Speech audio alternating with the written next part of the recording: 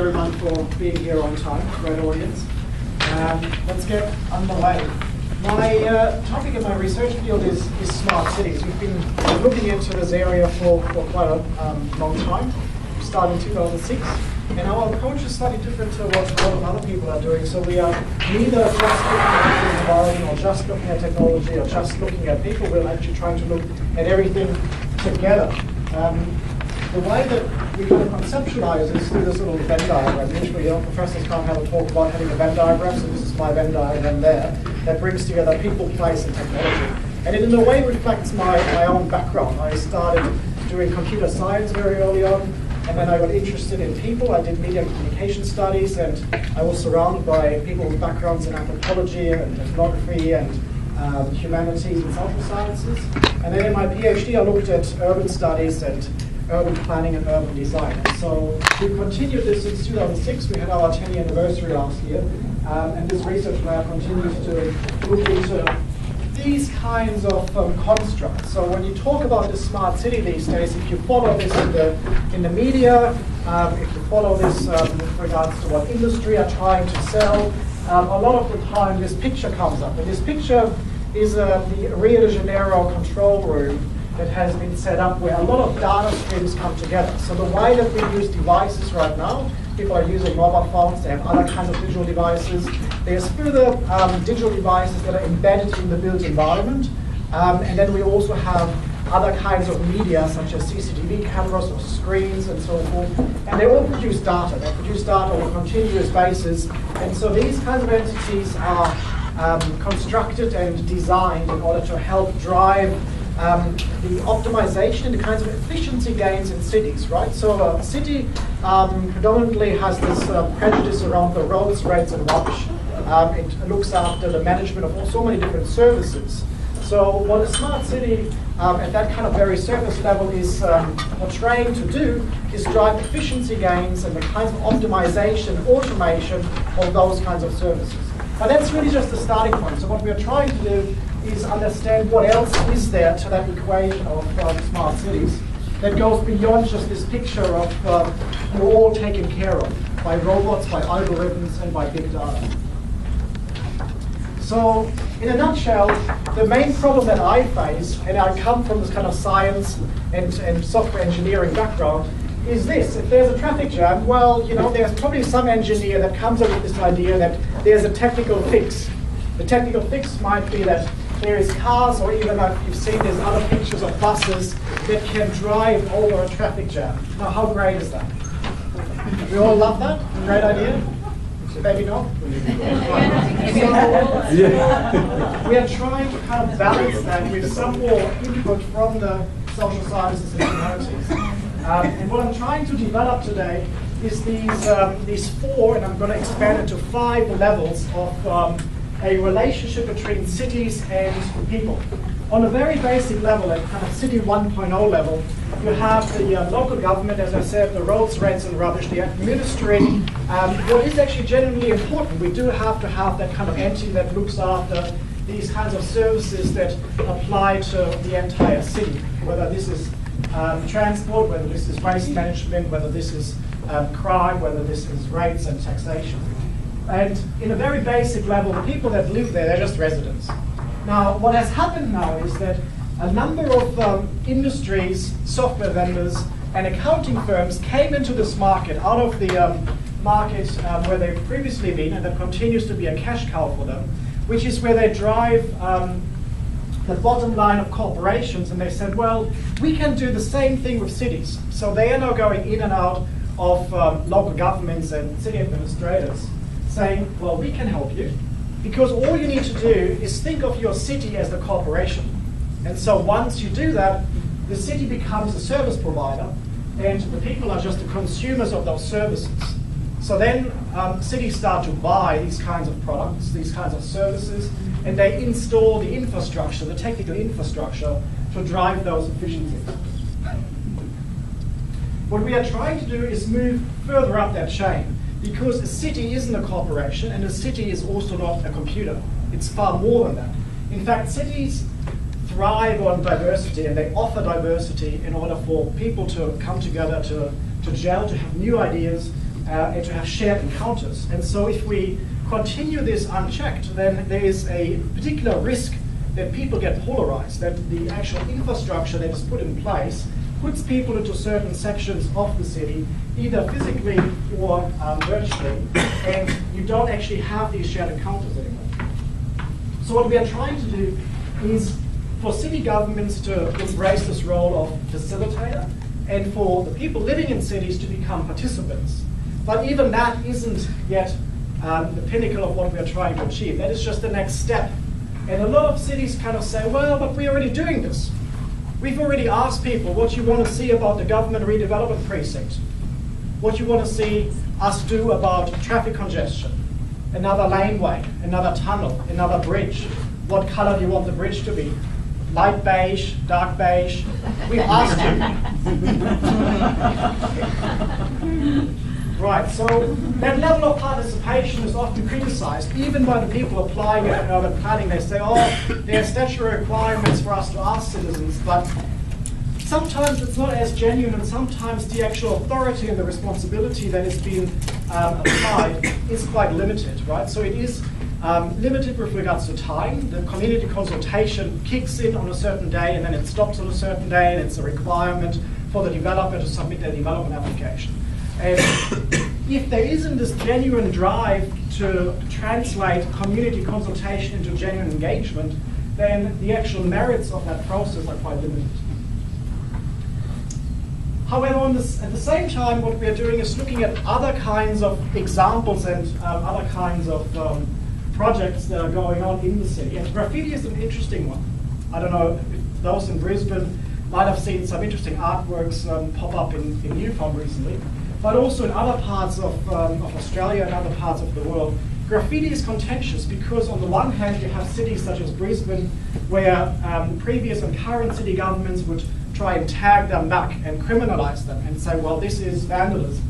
On the other hand, you have parts of, say, City of Melbourne and Melbourne tourism that are embracing graffiti as part of what tourists and maybe even locals expect. They expect a laneway to have a certain kind of place-making kind of flair, a certain kind of atmosphere. And graffiti is part, the artwork, the street art that you might see in laneways in Melbourne is part of that. So graffiti artists are sometimes recruited and commissioned by the city in order to actually come in as street artists and engage in place-making kinds of efforts. So I got a couple of pictures of similar kinds of examples, and in the interest of time, I'm going through them quite quickly. This one here is parkour. Has anyone even participated or knows about parkour? So those guys, they don't see the city as just to live, to work, to consume. The city is their gym. If you see this fire escape, you actually think of it as an obstacle parkour, and the goal is to jump down there without breaking your neck. Quite impressive. Now, what is interesting from our research point of view is the way that the city is then seen as something completely different. This fire escape isn't a fire escape for them at all. The similar way how a graffiti artist might look at an empty wall more as a canvas that is just yelling out to them to do something. This picture here shows Salzburg, which is a city in Austria, and around September there is a day, not just in Austria but around the world. In fact, in Brisbane it's been taking place as well. I see someone nodding, which is called Parking Day, and people start feeding the parking meters, and that means that parking lot is theirs to do what they want.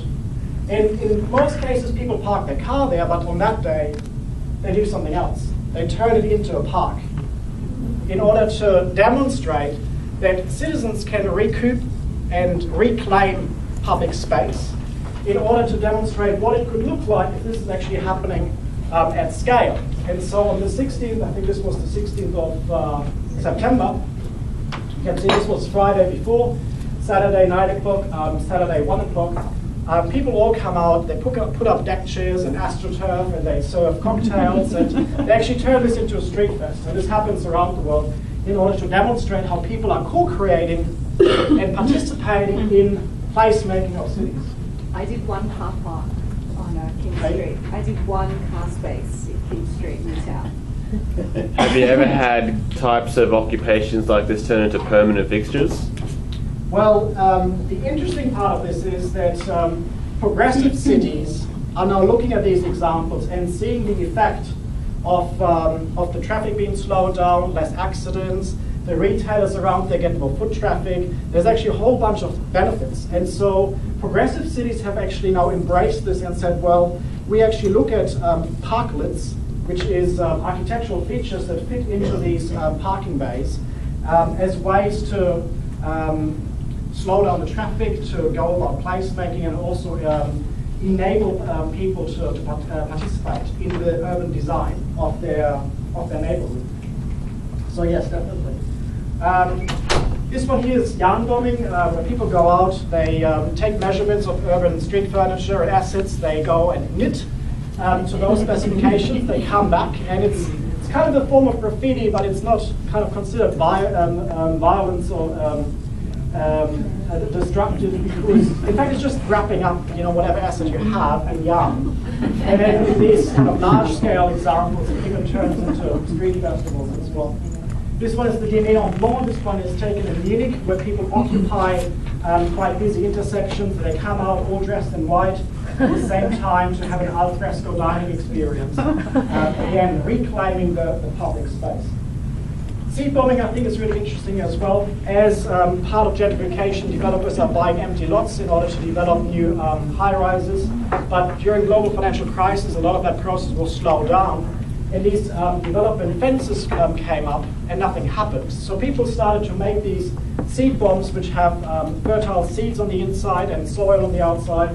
And so they throw them over the development fences, wait until it rains, and then the seeds start to germinate and start to grow. So it's a form of participatory urban agriculture. So really, from that picture that I had before, that level of City 4.0 is where a city becomes more progressive and maybe risk-taking in their approach, and sees itself more as a collaborator with the citizenry, where the citizens become co-creators of urban design. So this is kind of the basis of my argument, but at the same time, it's not perfect yet either. And so the point I wanted to make today, and leave in order to have some discussion maybe around it, is that of urban sprawl. So we still have in that table a problem, and the problem is that in those different steps, humans, people are the centerpiece, and usually if the human element is in the center unchecked, we end up with something like this. We end up with urban sprawl. We've heard yesterday about population growth. People need to live somewhere, and if that doesn't happen in a sustainable fashion, we not only get these kinds of extremes of city development, we also get other problems. Now, Michelle mentioned wombats a couple of times, and I'm a big fan of wombats as well. So I'll use this wombat example as a way to illustrate what's going on. So this one here is Walnut. Walnut is an orphan. Walnut lived in the Sleepy Boros Wombat Sanctuary just outside Canberra. So she's sitting there on my shoulder. But a lot of wombats face this right now, which is sarcoptic mange. It's a mite that crawls under their skin and it eats them alive. It's the most excruciating death. There is a biologist at the University of Tasmania that has just been on ABC 730 report, I think last week. Has anyone seen that, about some of the advances in the research? He said that he hasn't seen any other animal that faces this very slow death. It's the slowest and most excruciating death, and it's faced by one of our iconic Australian mammals. Now, what has that to do with cities? Well, there's another piece of research done by the University of Western Sydney where they are mapping where these cases occur. And the data has also been researched in collaboration with scientists from CSIRO. And there is actually now the hypothesis that there's a correlation to urban sprawl. So if you have wombat populations outside these urban centers, right? Imagine you're all wombats, and I'm white settler coming in here. I'm developing my city, and my city is sprawling, and I'm building a highway right through here. That means you're going to get run over by cars if you want to see your mates over there. And if you want to see your family over there, you're also going to get run over. The result is that the DNA richness and the quality of the DNA of those local wombat populations gets weaker and weaker. And so what these researchers found, it's not my area, but I find it interesting with regards to the impacts of urban development, is that the resilience for those wombat populations to cope with sarcoptic mange declines. So to such an extent that some local populations that they've researched in Tasmania, they become locally extinct. The eradication was up to 95%. There's only like a couple of them left in certain parks because the local population is on that kind of level of decline. Now, in terms of the impact of smart cities, we know that the kinds of infrastructure that we put into cities, it's run by data centers. When we talk about this data going into the cloud, well, it doesn't actually exist in the cloud, it exists in there, which is data centers. These data centers produce a lot of the transactions and the interactions that we are using for data analytics, but they also consume 3% of humanity's energy needs. That's including anything else that humanity does. Data centers right now already at 3%, and that rate is increasing.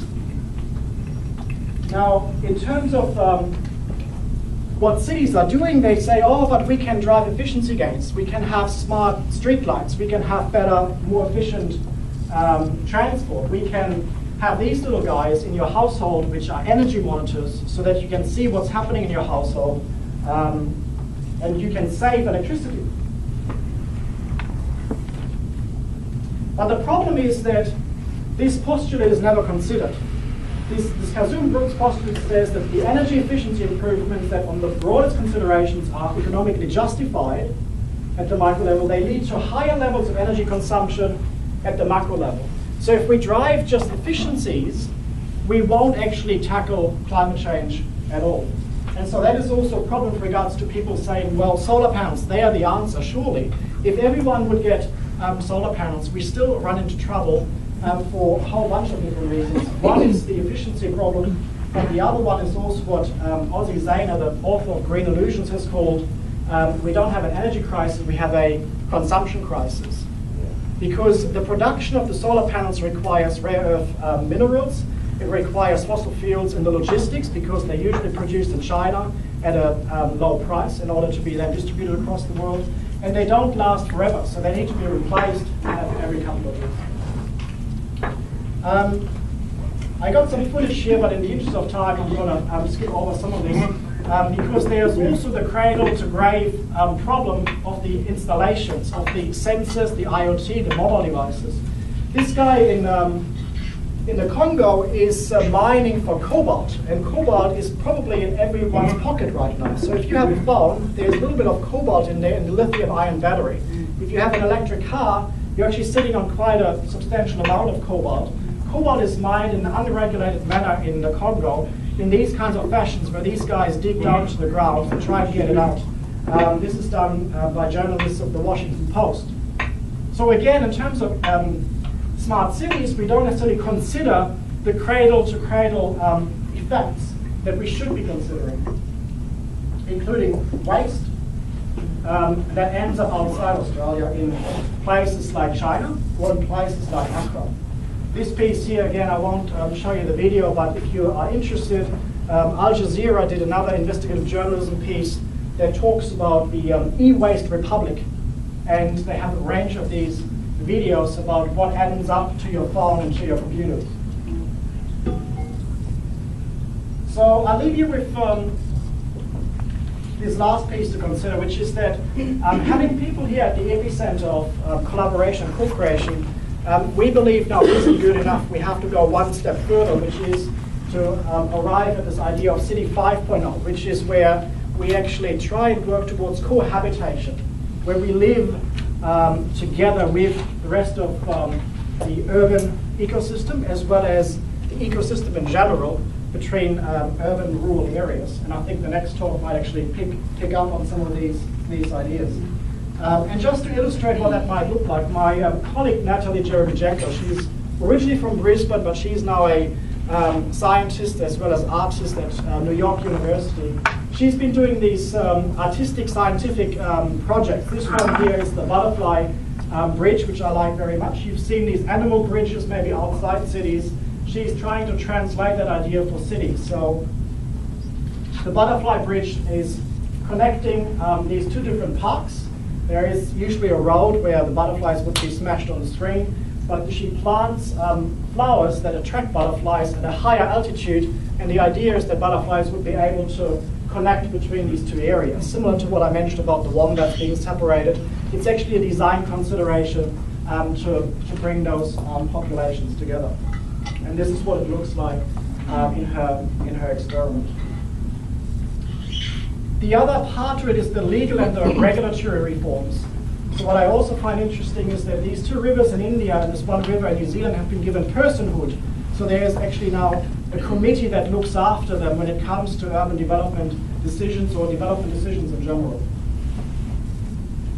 We've been writing about this in these two books, Citizens' Right to Digital City, about citizens reclaiming their right to the city and to urban design. And this one about digital participation, which you can find on our QUT's ePrints library.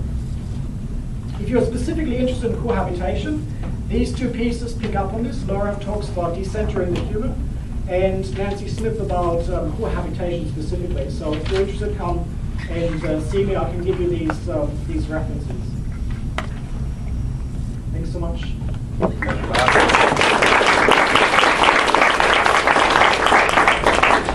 5 minutes for questions.